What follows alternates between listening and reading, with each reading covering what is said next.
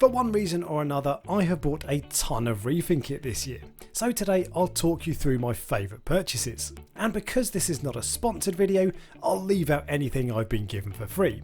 And if it's your first time here and you want a new reefing video every week, make sure you subscribe and turn on notifications so you don't miss out when I upload.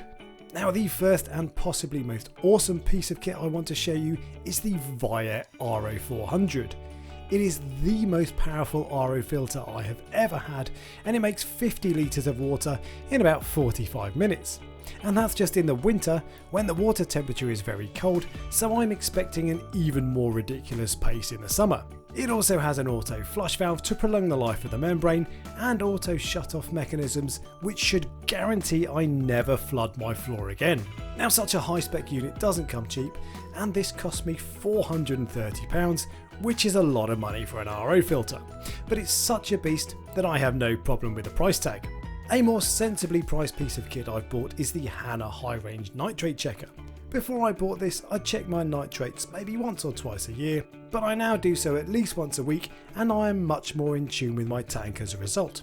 The lid is a bit tight, but you just squeeze it to pop it open, and unlike the Hanna phosphate checker, the test result stays on the display for a long time after it first appears, so you don't have to retest if you walk away and forget.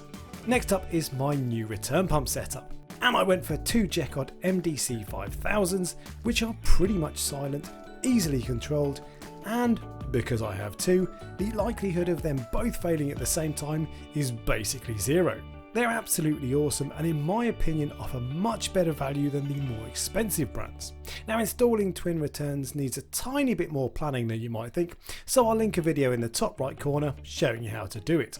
Now, because I make videos of my tank every week and post photos regularly on my Instagram page, it is of course important for me to produce good quality photos and videos. And the Tiffen 85B filter has really helped me step up my game. It's a filter for interchangeable lens cameras that was recommended by the king of reef videography, Van from Tidal Gardens, for taking images under blue LEDs.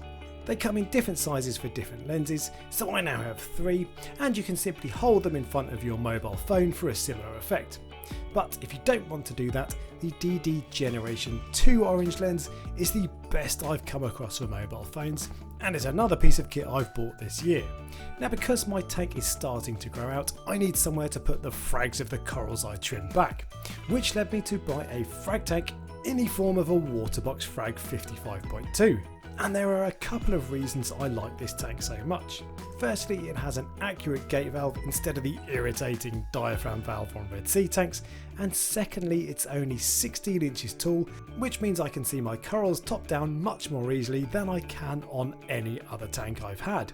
Even though I use this as a frag tank, I definitely consider one of its bigger brothers for my main tank. Corals look so much better when you don't have to see them through glass, and the thought of seeing a full 4 or 5 foot reef tank from top down all the time really appeals. So kudos to Waterbox for creating something a bit different. Now, with a new tank, I of course needed more flow, which brings me to the next item on my list, the AI Nero 5 powerhead. Because this tank is in my office, it has to be as near to silent as possible, and after testing a few different options, I found the Neros to be the quietest powerheads by quite some margin. They're reasonably powerful, although I'm not blown away by their output, and it's a little frustrating that you can only angle them up or down very slightly, but they're very low profile, so they look great in your tank, and overall I really rate them. The penultimate piece of kit on my list is the Tunze 8831 Refugium light. Now, I've bought 3 of these for my Waterbox tank, and I have another 3 on my main tank. They're submersible, which reduces light spill outside of your tank, and in theory wastes less power as the light is closer to the Cato as a result. My Cato grows like crazy in my Waterbox, and I love that they're not hanging from my cabinet ceiling, so they don't get in the way when I need to access my sump. At around £60 each, they are a little expensive given they're only 11 watts, but I really rate them, and I much prefer them to the cheaper options I've used in the past. And finally, we have a rather fancy aquarium cover from London Aquatic Design. I tried to avoid having a cover on my Waterbox tank, and I chose fish I thought are unlikely to go carpet surfing, but of course fish don't read books, And my Springer's damsel did a free willy when I wasn't looking, so is now sleeping with the fishes.